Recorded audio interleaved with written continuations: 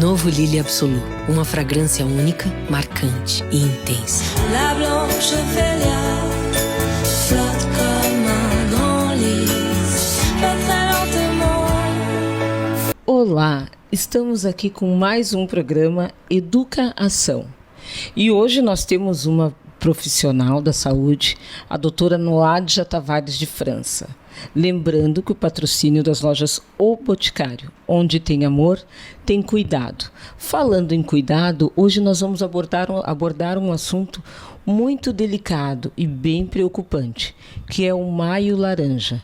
Primeiro eu vou apresentar a minha participante, a doutora Noádja Tavares de França. Ela é ginecologista obstetra, formada pela Universidade Federal de Ciências da Saúde, aqui de Porto Alegre, com pós-graduação na mesma universidade. Atualmente, ela é delegada da SOGIA, Associação Brasileira de Obstetrícia e Ginecologia da Infância e Adolescência no Rio Grande do Sul.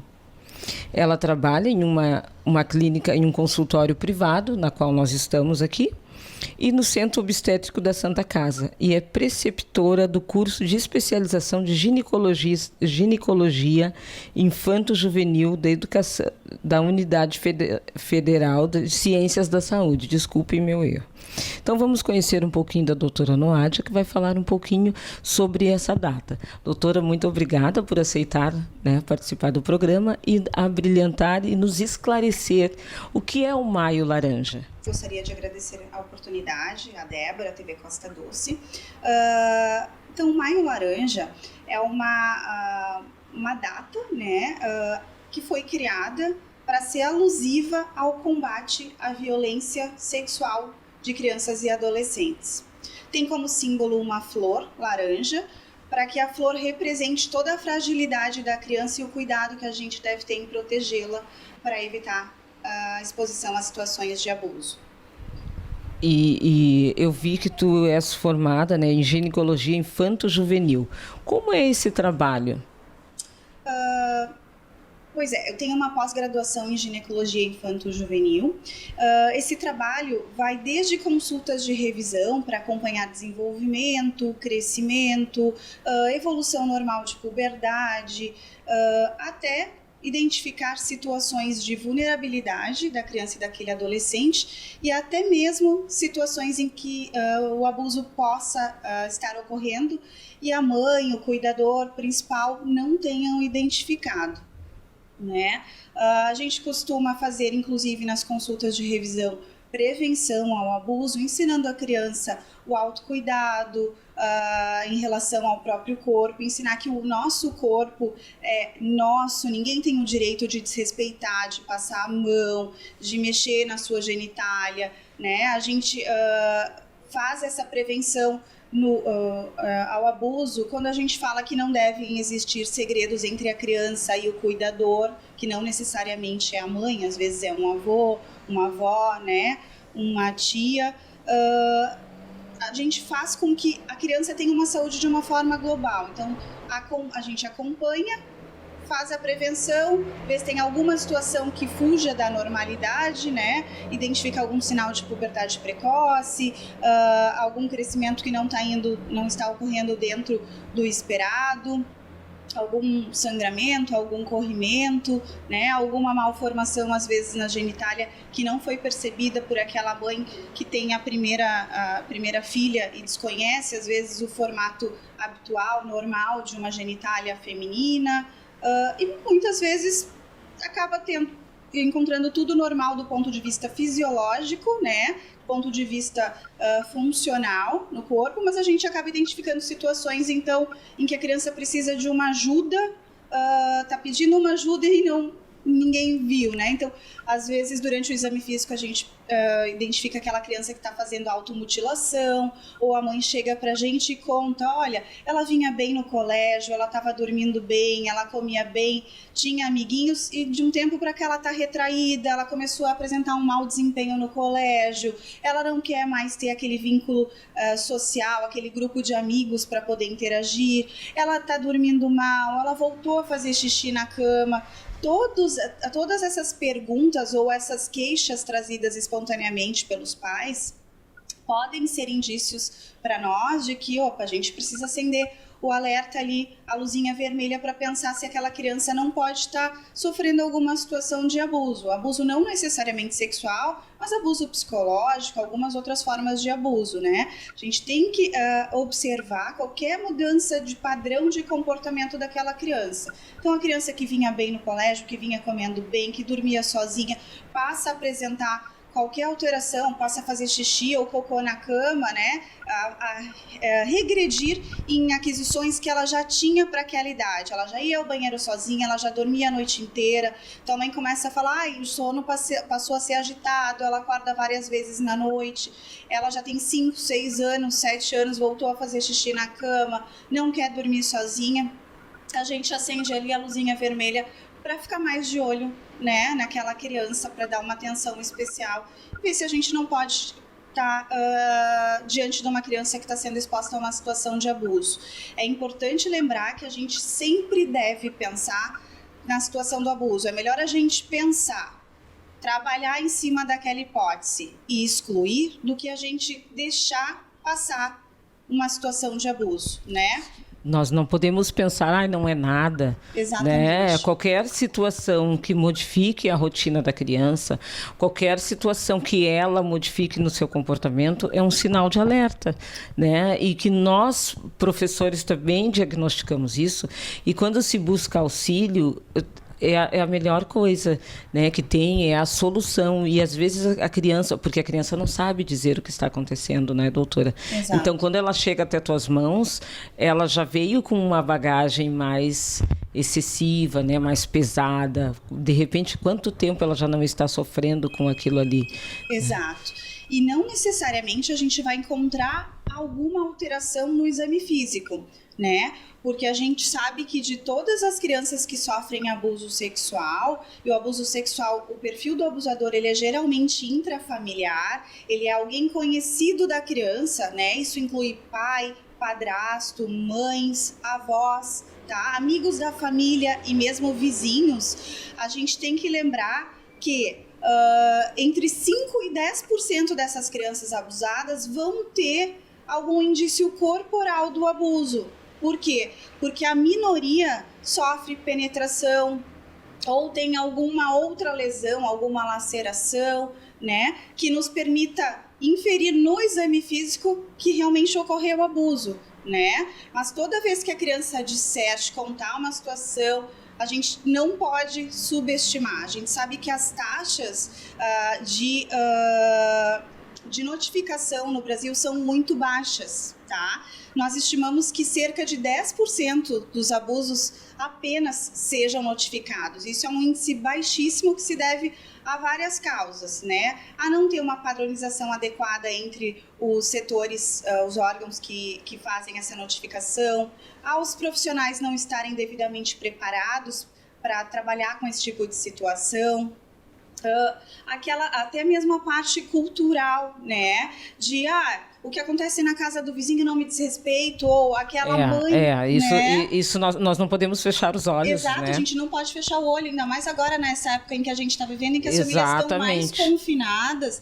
A gente acredita que esses índices de abuso estejam maiores ainda nesse período. Infelizmente, é uma triste realidade. Porque a criança está sendo menos vista pelo professor, pelo médico, né? Fora daquele ambiente familiar. Ela está convivendo um período maior com o abusador. Exatamente. Né? E ela não tem a quem recorrer nesse período para mostrar, olha, está acontecendo uma coisa errada na minha casa. Tem alguma coisa errada comigo. Exato. Então a gente tem que abrir o olho nesse período de pandemia em que as famílias estão mais reclusas, porque a gente sabe que o perfil do abusador geralmente é um homem, pertencente à família ou ao ambiente familiar, não necessariamente um parente, mas um amigo, um vizinho, como eu disse. E, do outro lado, o perfil da criança, da adolescente abusada, geralmente é menina, negra, de até 13 anos, tá? Os meninos são abusados? São também. Mas o perfil principal da criança abusada é uma menina negra com idade de até 13 anos. E quando a gente revisa o anuário brasileiro do ano passado, de 2019, tá, de segurança pública, a gente vê que tem um dado muito triste, né, de 4 meninas sendo abusadas, sofrendo abuso por hora no Brasil. Esse número é extremamente alarmante. Tá? E muitas vezes o cuidador, ele está sabendo, ele é conivente. Exatamente. Né? E imagina como é que não fica o emocional dessa criança. Quando quem deveria protegê-la... Quem deveria protegê-la está abusando, está conivente, né? Exato. A gente sabe que isso também é uma questão cultural. Infelizmente, muitas mulheres são ainda dependentes, né, dos maridos, acabam muitas vezes submetendo ao abuso. Exatamente, deixando o filho de lado, por né? uma questão financeira, né? Não, e para manter o casamento também, Exato. Essa troca de parceiros também, a troca de tios, Sim. que a gente vê muito na sociedade, muito. Né? Hoje é um tio, amanhã é o outro, e depois a criança também, além de fazer uma confusão mental com a criança, acaba também trazendo outros problemas. Claro, né? A gente tem que lembrar que nem sempre o abuso ele envolve relação sexual com a criança diretamente. Mas o fato de 2 adultos manterem relação sexual na frente da criança também isso é uma forma de abuso, né? E a gente tem que lembrar que o abuso nem sempre parte de um adulto para a criança. Pode ser de um adolescente com a criança, pode ou de uma acontecer, criança né, de adolescente com outra criança, né? A gente tem que lembrar que esse é um círculo infelizmente muito perigoso, porque a criança abusada ela tende a repetir aquela situação de abuso, né, quando ela for um adulto. Então infelizmente é uma história que tende a se perpetuar. Infelizmente, nós temos que colocar um freio, né? Começar a trabalhar com a prevenção, porque quanto mais nós alertarmos as nossas crianças, bem como tu disse, né? No corpo ninguém toca, não sabe? Esse excesso de carícias e muitos agrados não necessitam, né? Porque a criança, hoje nós estamos trabalhando o Maio Laranja com essa prevenção e as escolas estão se mobilizando para fazer este trabalho e alertar as nossas crianças que ninguém toca, ninguém pode mexer, né? Que converse com a mãe, que criança não tem segredos com estranhos ou até mesmo com uma outra pessoa que não seja, né, da sua confiança, que seja às vezes muito gentil, né, que não aceite essas coisas às vezes é um doce, é um brinquedinho, é um agradinho em função de ter aquela criança, né, para si, porque o abusador ele geralmente faz a recompensa para manter a criança ali, porque receber o presente, o doce, aquilo ali para a criança é agradável, né? E geralmente o abusador mantém esse tipo de troca para poder manter exatamente, o abuso. E é um segredinho nosso, não conta para tua mãe, não conta para o teu pai. E a gente começa a prevenção com coisas mais simples do que isso. Então, aquela brincadeira de fazer cócegas numa criança, e a criança começa a parar e para, eu não quero. Opa! Não quero, o corpo é meu. Então a gente tem que se dar conta que às vezes até uma brincadeira pode já configurar uma situação de abuso, porque a criança está pedindo pra gente parar, aquilo ali está desconfortável e o adulto está continuando como se fosse uma brincadeira, quando na realidade não é. Né? As crianças que vêm até o meu consultório, eu costumo aproveitar o momento do exame físico para falar, olha, você está aqui, eu estou te examinando, a gente só está tirando a roupa porque eu sou médica, eu vou te examinar e a tua mãe tá junto, a gente não pode tirar roupa na frente de estranhos, ninguém pode passar a mão no nosso corpo. Então são situações que a gente não precisa chegar diretamente para a criança e falar, olha, não pode deixar ninguém colocar a mão aqui, mas aproveita um momento lúdico, um momento de mais relaxante. Maneiras, né? Incutindo na criança que o corpo dela é um território sagrado e ninguém deve tocar sem a permissão dela. Né? Eu acho que esse tipo de trabalho ele flui, né? Ele se propaga quando nós pegamos todos juntos. Se nós, da sociedade, nós adultos, começarmos a trabalhar com a conscientização já desde pequeno, eu acho que nós vamos ter um futuro melhor, né? Com menos crianças sofrendo. Isso, certamente. E Débora, é importante a gente lembrar que o trabalho de prevenção e mesmo depois o trabalho de tratamento, né, dessas crianças Sim, que foram abusadas sim. é um trabalho multiprofissional. Então, ele envolve desde o professor, né, com quem a criança passa todos os dias, ou pelo menos um turno do seu dia, até o médico, assistente social, psicólogo, né? E nós sabemos, doutora, que agora me veio em mente uma história que eu ouvi há alguns anos, que a mãe soube que a sua menina foi abusada e quando a menina estava já demonstrando as atitudes feitas pelo abusador, a mãe bateu na criança. Ela agrediu a criança, porque a menina não havia contado antes. Uhum. Então, o que as famílias precisam estabelecer, no caso do cuidador, é uma relação de afeto, uma relação de confiança, né? Em que a criança se sinta à protegida vontade para poder contar o que está acontecendo e saber que a família vai acreditar quando ela disser. Exatamente. Porque o que a gente vê é que muitas vezes a própria família, a mãe, enfim, coloca em dúvida o relato da criança. E a gente tem que lembrar, isso eu acho bem importante, que muitas vezes a criança encontra outras maneiras de se expressar que não necessariamente com palavras. Então, às vezes, é aquela criança que chega no teu consultório e pede para te fazer um desenho e desenha uma situação em que ela está sendo abusada. Exato. Né? Ou aquela criança que está muito atrás pedindo muita atenção, né? Como Sim, se fosse um me cuida, me protege. Ela regride ou ela fica meio agressiva, né? Ou São às comportamentos. Vezes o contrário, exato. Ela começa a ficar agressiva, começa a se isolar. Então a gente tem que abrir o olho, porque cada criança pode reagir de uma forma diferente a uma mesma situação de abuso. E doutora, a sensação, o que o abusador sente é prazer em machucar, em ferir o outro? Existe uma relação de submissão, né? Então, uma demonstração de poder em cima de um ser que está frágil, indefeso, que não pode demonstrar resistência, né? E aqui eu aproveito para lembrar que o nosso Código Penal estabelece que é crime manter relação, né? Ou qualquer ato libidinoso com adolescente menor de 14 anos. Se presume que não existe consentimento, né? Sim, porque a sim. criança e o adolescente menor de 14 anos, em tese, não tem capacidade de consentir, de estar de acordo com aquela situação, né?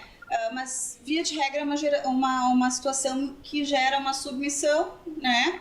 E uma criança indefesa que não tem capacidade de oferecer resistência. Sim. Se é prazer, enfim. Sim, é algo que não se entende, Mas, né? Exatamente. Porque tu vê a criança um ser tão frágil, né?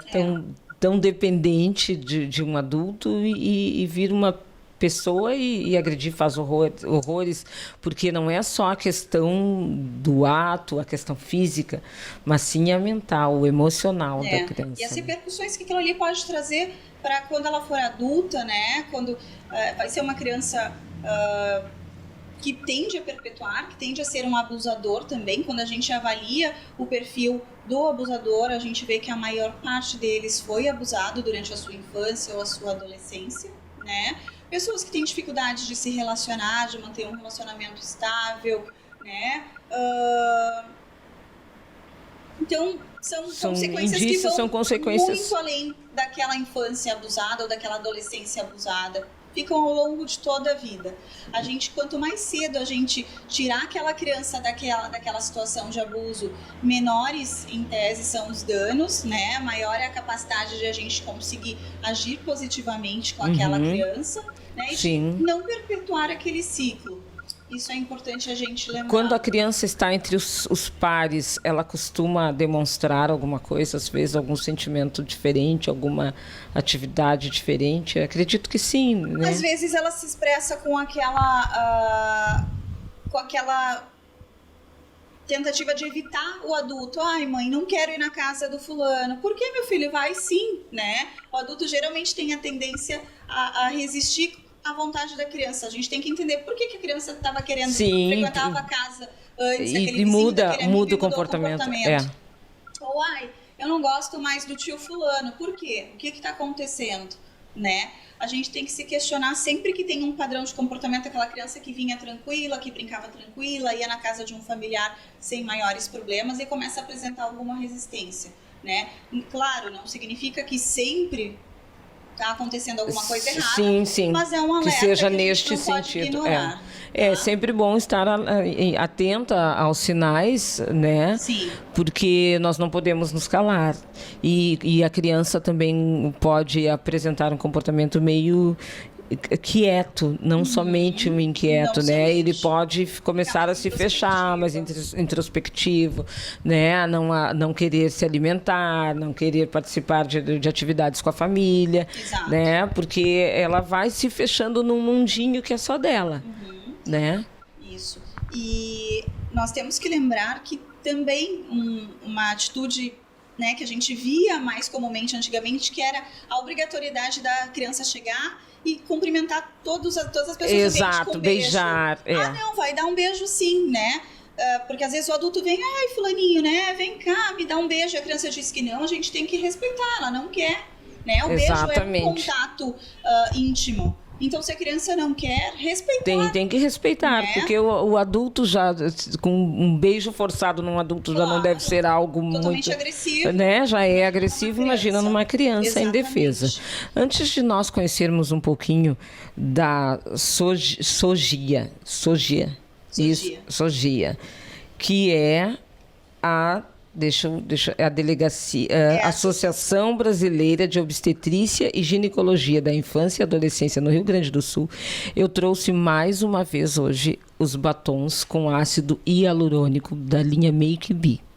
Nós temos o líquido, e todos são mate. Temos o líquido e temos o batom bastão, seco.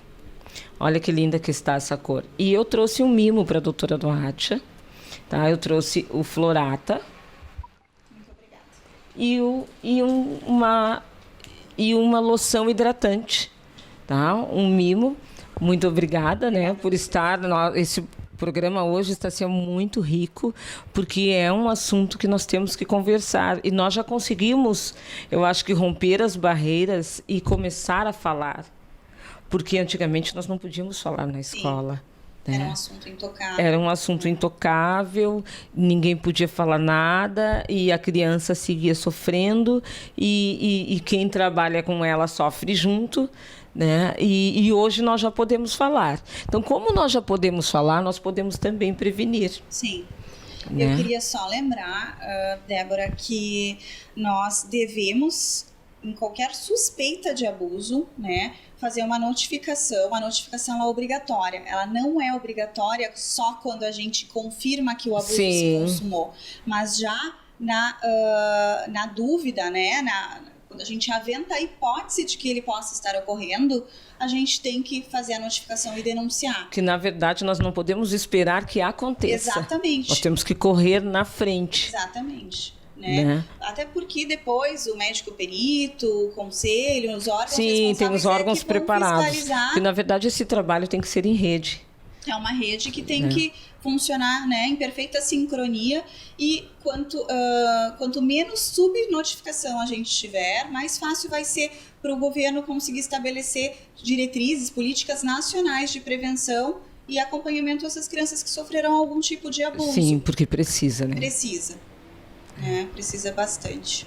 Tu podes nos contar um pouquinho do teu trabalho, como é que funciona? E agora, nesse período de pandemia, né, a situação, eu acredito que esteja bem preocupante. Sim, nós acreditamos que esteja pior. Então, como a Débora já disse, eu sou médica, ginecologista e obstetra, formada pela Universidade Federal de Ciências da Saúde de Porto Alegre. Fiz uma pós-graduação em ginecologia infanto-juvenil, então em criança e adolescente, né? Trabalho atualmente com preceptoria voluntária da residência médica e da pós-graduação do curso de ginecologia infanto-juvenil da Universidade Federal de Ciências da Saúde. Basicamente, a minha rotina se resume a alguns plantões obstétricos e atendimento em consultório particular, né? Onde eu acompanho mulheres de todas as idades. Isso vai desde criança recém-nascida até mulheres idosas, né? Passando por essas mulheres de meia idade, adolescentes, adultas, jovens. Basicamente, a gente atua com prevenção. E quando a gente fala em criança, a gente tenta identificar essas situações em que a gente possa estar corrigindo algumas situações que poderiam estar ocorrendo num outro curso, a questão do crescimento, acompanhamento nutricional, né, estímulo à atividade física, porque a gente sabe que muitos dos problemas da vida adulta já começam na infância e na adolescência, como se o corpo tivesse uma memória, né, para guardar aqueles maus ou bons hábitos que a gente foi exposto durante a nossa infância e a nossa adolescência. E mais do que isso, hoje em dia a gente sabe que até as doenças, né, que a gente vai manifestar na vida adulta, ou o risco maior, ele vem antes da nossa mãe ter ficado grávida. Então já se fala bastante engraçado. nessa preparação para a gravidez, né? Tem alterações que a gente fala que são epigenéticas, vêm de antes das nossas mães ficarem de fato grávidas, são pré-concepcionais, né? Tem algumas alterações ainda de ambiente intrauterino e depois vão se somando aquelas condições a que a gente foi exposto na infância e na adolescência. A SOGIA é a Associação Brasileira de Ginecologia Infanto-Juvenil, né? Então, ginecologia e obstetrícia da criança e da infância e da adolescência. É uma associação composta por um representante por estado. A gente trabalha de forma unida para propiciar atenção, cuidados na saúde da criança e do adolescente. Então, antes da pandemia, a gente fazia mais congressos, cursos de atualização, discussão de casos, porque ainda atualmente é um grupo bem pequeno que trabalha com isso. Infelizmente, até muitos profissionais da área, a população de um modo geral, desconhece, né, essa área de atuação. Não, e nós vimos que é um grupo pequeno, mas de um trabalho grandioso, né, que já conseguiu, né, já vem conquistando o seu espaço e mostrando o seu trabalho, mostrando para que veio. Isso, é um grupo pequeno, mas que trabalha bastante, bem unido, né, de forma a melhorar a qualidade de vida, a saúde global da criança e do adolescente. Aqui no Sul, no caso, tu és a delegada. Eu sou a delegada. E quantas pessoas mais trabalham neste grupo contigo? Na realidade, aqui temos a doutora Liliane Herter, que é a representante da região Sul, né? E depois cada estado tem o seu delegado regional, que a gente fala. Então tem um responsável por Santa Catarina, Paraná, São Paulo, um por estado, e o nosso atual presidente, que é o doutor João Bosco, que é de São Paulo. Doutora, a mãezinha que precisar conversar contigo, que tiver interesse, né, em trazer o seu filho, a sua criança ou o seu adolescente para conversar contigo, para consultar contigo, como nós podemos fazer? Tu tem um telefone para contato? Como é que funciona? Eu vou deixar o contato aqui da clínica. Eu atendo em 2 consultórios, convênios e particulares, né? Aqui a clínica na rua 24 de outubro, 1440, é a clínica JB. O telefone é 30850800 e atendo também convênios e particulares na clínica Herter, que o telefone de lá é 3311-1068. Além disso, eu tenho um ambulatório de convênio e particular na Santa Casa de Misericórdia de Porto Alegre e faço um trabalho junto aos residentes e alunas do curso de pós-graduação com atendimentos ao SUS no Hospital da Criança Santo Antônio, na Santa Casa.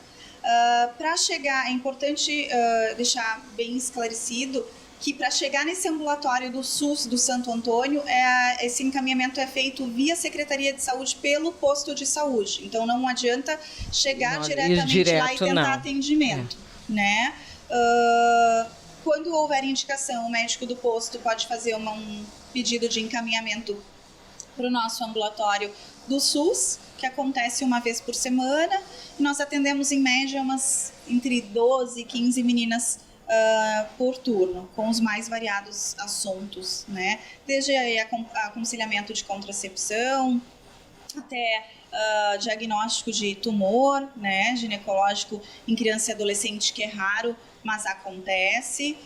Acompanhamento de puberdade precoce ou puberdade tardia, de baixa estatura, né, e de algumas outras questões hormonais e muitas vezes identificação de algum problema né, de cunho mais psicológico que a gente acaba encaminhando e pedindo ajuda por uma rede ampla de profissionais com os quais a gente trabalha, né? E nós, a doutora Noadia, vocês podem ver que ela tem uma agenda bem lotada, bem cheia, né? Mas nós andamos conversando e quem tiver interesse de receber uma palestra, quando tudo isso passar, porque esperamos que essa pandemia passe, que a gente volte à nossa rotina, voltaremos com certeza pessoas melhores, e nós estaremos dentro de algumas escolas. E você que tem interesse, diretora, professora, orientador educacional, que tiver interesse, deixa um recadinho logo abaixo aqui nos comentários do programa e nós entramos em contato com a doutora Noadia. Certamente vai ser um prazer poder falar, conversar informalmente, né, com essas crianças e adolescentes sobre o próprio corpo, um pouco de anatomia, sobre opções, né, de contracepção, enfim, sobre dúvidas que muitas vezes elas têm e não têm a oportunidade de chegar num ginecologista. Exatamente, né? A gente tem que lembrar que, infelizmente, boa parte das meninas que chegam pedindo pra gente contracepção num consultório já tiveram a primeira relação sexual desprotegida, da maneira que não deveria ter sido, né? Sem preservativo, sem uma orientação adequada dos riscos que aquilo ali pode trazer para ela. Então é importante que a gente converse isso tudo para que, quando for ocorrer, se for realmente do consentimento da menina, que aconteça da melhor forma, prevenção, falar sobre vacina de HPV, que é uma coisa que a gente tem que lembrar que existe, é fornecido pelo governo, elas conseguem fazer gratuitamente, muitas vezes, no posto de saúde, né? Então, algumas situações que a gente pode estar conversando, estar ajudando, né? Levando auxílio e conhecimento. Auxílio, prevenção, né? Conhecimento, né? Saúde. E saúde, exatamente. Né? Doutora, muito obrigada. Eu é que agradeço. Tá? Foi muito gostoso conversar contigo, né? Esclarecer. Né? Nós vemos que trabalha com a prevenção, né? Trabalha com o cuidado com as nossas crianças, os nossos adolescentes, que é o que a gente deseja, né, doutora? Que todos tenham uma vida tranquila, né? Possam sonhar, possam crescer, né? Futuros cidadãos de bens, mas com saúde. Então, lembrando, onde tem amor, tem cuidado. Fiquem com Deus e até a próxima. Novo Lily Absolu, uma fragrância única, marcante e intensa. La blanche Ophélia.